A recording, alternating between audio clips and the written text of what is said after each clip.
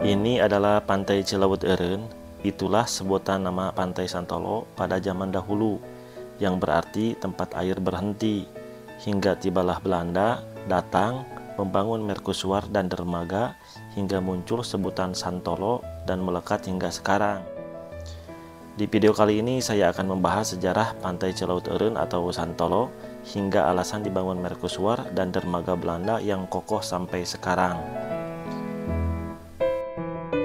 Cilaut Eureun ini terletak di Desa Pamalayan, Kecamatan Cikelet, Kabupaten Garut, Jawa Barat. Kata Cilaut Eureun ini berasal dari bahasa Sunda, yaitu artinya cai atau air, laut yang berarti lautan, dan eureun artinya itu berhenti. Nah, jadi Cilaut Eureun ini diartikan yaitu air laut yang berhenti. Lalu alasan penamaan disebut Pantai Cilaut Eureun ini bagaimana asal-muasalnya? Cilaut Eureun ini berkaitan erat dengan fenomena air laut yang turun menyerupai curug atau air terjun. Dan menjadi fenomena itu karena air yang turun dan mengalir tersebut berasal dari laut. Nah, air laut tersebut mengalir turun ke bawah muara sungai, di mana sungai ini yang memisahkan daratan satu dengan daratan lainnya, sehingga membentuk sebuah pulau yang menjadi cagar alam yang rimbun dengan pepohonan dan sekarang disebut Pulau Santolo. Uniknya lagi, ketika air laut sedang surut, aliran air laut yang turun ke sungainya itu sangat tenang, seolah-olah seperti berhenti. Nah, mungkin inilah yang menyebabkan orang-orang menyebutnya dengan Cilaut Eureun. Jadi biasanya air sungai itu mengalir ke laut.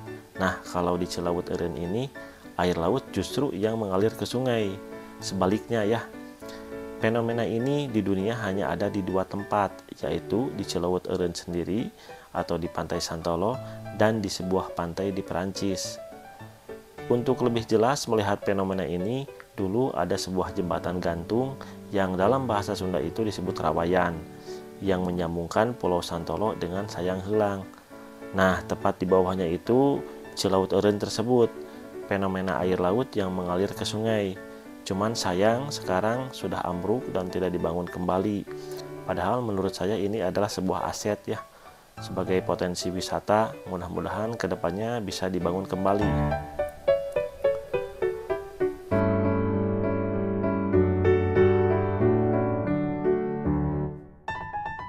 Nah, lalu sekarang kenapa disebut Santolo dan kenapa Belanda membangun mercusuar dan dermaga? Dari beberapa data yang saya kumpulkan, referensinya adalah konon pada zaman dahulu kala Pantai Santolo ini sudah dikenal oleh banyak orang, termasuk orang-orang Belanda yang tertarik berdatangan ke sana. Namun ternyata orang-orang Belanda ini kesulitan dalam melafalkan kata Cilaut Eureun. Emang kalau bukan orang Sunda itu agak susah ya mengatakan Cilaut Eureun, agak susah gitu. Sehingga mereka menamai sendiri Pantai Cilaut Eureun tersebut dengan kata Jon Tulu. Jon dibaca san dan Tulu artinya tenggelam. Jadi Jon Tulu itu bahasa Belanda ya, artinya matahari yang tenggelam. Kata Jon Tulu tersebut keserap oleh pribumi menjadi Santolo dan melekat hingga sekarang. Orang Belanda menyebut dengan kata Jon Tulu itu bukan sembarangan atau asal nyebut ya. Mereka menyukai Cilaut Eureun ini karena menjadi tempat yang indah melihat matahari tenggelam, atau dengan kata sekarang itu adalah sunset ya. Mereka menyukai Santolo itu karena bagus kalau melihat sunsetnya, sehingga menamainya dengan kata Jon Tulu yang artinya matahari yang tenggelam.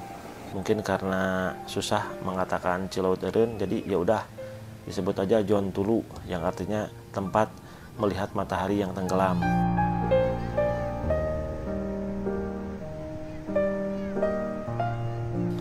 Di Santolo ini juga terdapat mercusuar dan dermaga tua yang sudah tidak digunakan lagi ya.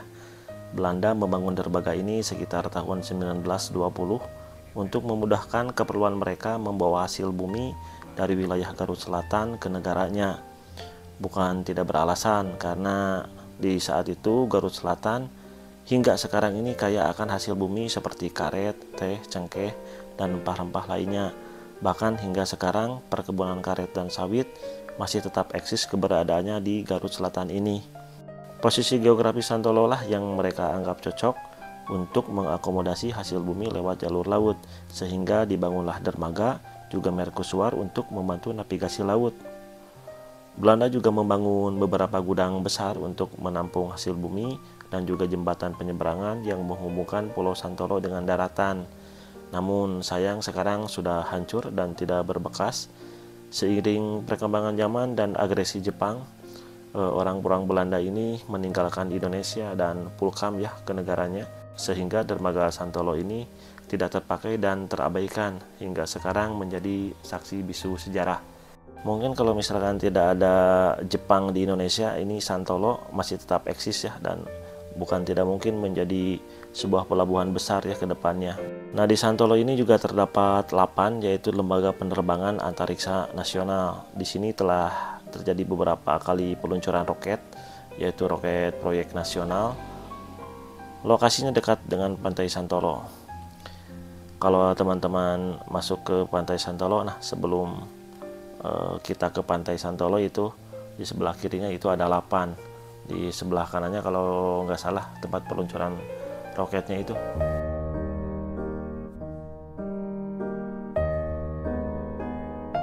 Nah, begitulah sejarah singkat tentang Pantai Santolo ini. Ternyata jauh di selatan Jabar ini, yaitu Garut Selatan, ada sebuah cerita sejarah yang mungkin banyak orang tidak tahu. Sejarah ini diabadikan oleh Pantai Santolo dan menjadi kebanggaan dan ciri khas yang mampu memikat dan menarik pengunjung dengan keindahannya, yaitu dermaga tua dan mercusuar, dan pantai yang indah tempat melihat matahari tergenam, Jontulu. Sekian konten video saya kali ini. Mohon maaf bila ada kekurangan ataupun ada kekeliruan. Saya ucapkan hatur nuhun, terima kasih.